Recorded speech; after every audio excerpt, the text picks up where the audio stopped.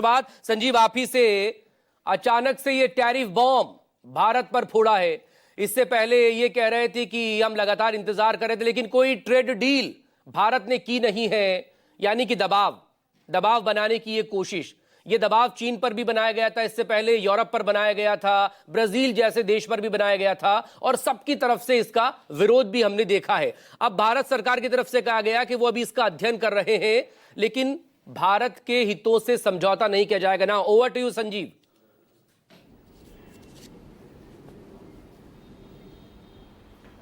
देखिए, ऐसा है मकसूद कि कहीं पे निगाहें और कहीं पे निशाना।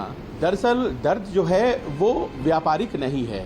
दर्द इस बात का है कि रूस से हम आखिरकार तेल क्यों खरीद रहे हैं, हम जो सैन्य साजो सामान है वो रूस से क्यों लेते हैं।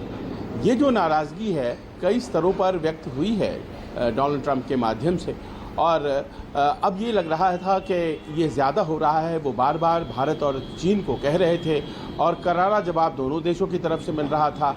और वो जवाब ये था, रूस भी यही चीन और भारत दोनों यही कह रहे थे कि हमें हमारे लोगों की जो बेहतरी है वो ज़्यादा अहम लगती है। लिहाजा हम इस बात को लेकर बहुत संजीदा हैं कि एक युद्ध चल रहा है यूरोप में, यूक्रेन और रूस के बीच में, और रूस हमसे पैसे प्राप्त करता है और उनका ये थ्योरी है कि उससे वो हथियार खरीदता है और यूक्रेनियों को मारता है।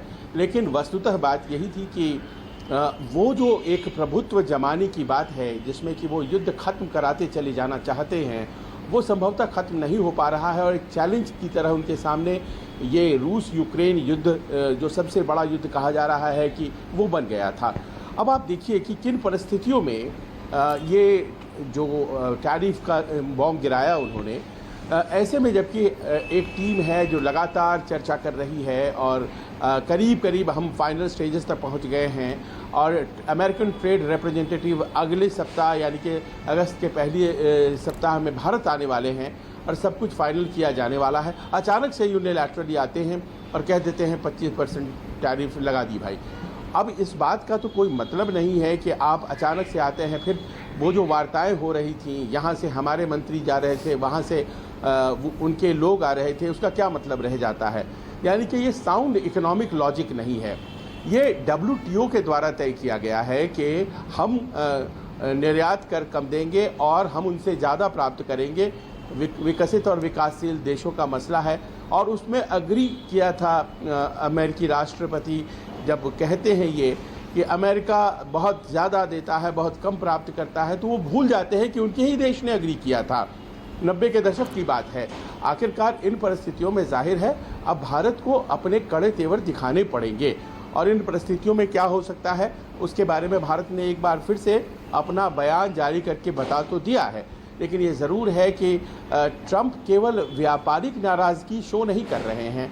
ट्रंप के दिमाग में बहुत सी बातें चल रही हैं जिसे वो कैमोफ्लेज करना चाहते हैं, और एक आधिपत्य की बात है। अब आप देखिए, उन्होंने कहा है अभी हमारी तरफ टैरिफ किया 25% और साउथ कोरिया से 15%। कल रात में उन्होंने घोषणा कर दी, हमारे लिए रात था उनके लिए दिन, कि हम 15% साउथ कोरिया से लेंगे। ये क्या बात हुई?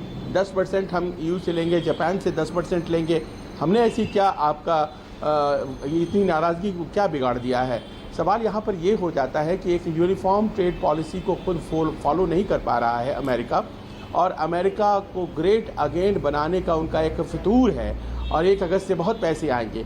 अब ये जो ताज़ा एक आपको हम बता रहे हैं कि इस ट्वीट के बाद जो उन्होंने अपने ट्विट सोशल पे किया था, उन्होंने बयान दिया है, और देखिए कि इस सप्ताहांत में कह रहे हैं कि सब कुछ तय हो जाएगा और हो सकता है कि हम उस बारे में आपको फिर उस वक्त बताएं। तो फिर 25% आपने जो बताया था उसका क्या हुआ जी? प्रेस कॉन्फ्रेंस करके बाद में उन्होंने जो बोला है, वो कह रहे हैं कि 1 सप्ताह के बाद आपको हम बताएंगे, इस सप्ताह के बाद में बताएंगे। एक भारतीय पत्रकार ने सवाल किया था, तो फिर उसका क्या हुआ 25%? यानी कि वो कहते क्या है, करते क्या है, कुछ भी स्पष्ट नहीं है। मेक अमेरिका ग्रेट अगेन के नारे ने उन्हें ऐसा लगता है विस्मृत कर दिया है। एक दबाव में है वो, और वो दबाव लगातार ऐसा लगता है उनके ऊपर प्ले कर रहा है। भारत ने बड़ा करारा जवाब दिया है, और नुकसान अमेरिका को भी होगा बहुत सी चीज़ों में, ख़ासतौर पर जेनेरिक मेडिसिन जो हैं वो कहाँ से लेके आएंगे? गारमेंट्स जिस तरह से हम उनको प्रोवाइड कर जाते हैं, जेम्स एंड ज्वेलरी जो हम उनको दे देते हैं। जी। अब भारत के लिए ऑप्शंस बहुत हैं। भारत ने देखिए ईयू के साथ जैसे व्यापार किया है, 99% हमारे लिए वो जो है वो फ्री हमारे लिए लगेगा ही नहीं। इसके अलावा ब्रिक्स है हमारे सामने और हम उसके ऑल्टरनेटिव्स में विचार कर सकते हैं। ब्रिक्स से वो बहुत चिढ़ते हैं कि डॉलर को आप कमज़ोर करने की ब्रिक्स से साजिश बहुत चल रहा है, चिढ़ते भी भारत हैं इसमें और शामिल बीच है। में हमने तो देखा ऐसा भी लगता था है संजीव, गजब मचा रखा है। बीच में हमने देखा भी था संजीव के ब्रिक्स में जब करेंसी लाने की बात आई थी तो कहीं ना कहीं इससे भारत ने भी बचने की कोशिश जरूर की थी। खैर ये क्या इसके आगे होंगे इस पर हम बात करेंगे, लेकिन प्रोफेसर अरुण कुमार, चूंकि आप कम वक्त से के लिए हमारे साथ जुड़े हैं तो पहले आप ही से बात करेंगे। टैरिफ का ये टेरर, इससे पहले चाइना पर थोपने की कोशिश की गई, यूरोपियन यूनियन और बाकी और देशों का भी हम आगे जिक्र कर सकते हैं, लेकिन वक्त की कमी है।